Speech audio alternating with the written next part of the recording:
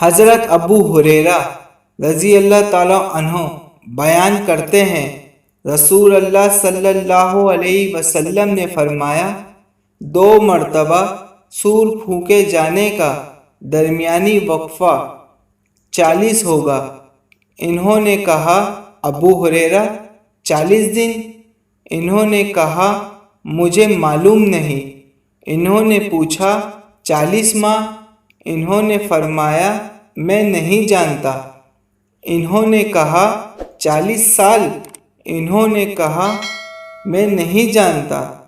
پھر اللہ آسمان سے پانی نازل فرمائے گا تو وہ اس طرح جی اٹھیں گے جس طرح سبزیاں اگ جاتی ہیں۔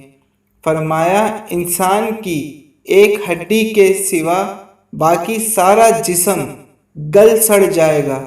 وہ ریڑھ کی ہڈی کا آخری سرا ہے، اور روز قیامت تمام مخلوق اسی سے دوبارہ بنائے جائیں گے۔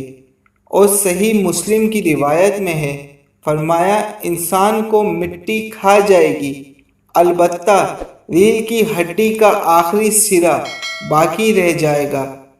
اسی سے وہ پیدا کیا گیا اور اسی سے دوبارہ بنایا جائے گا۔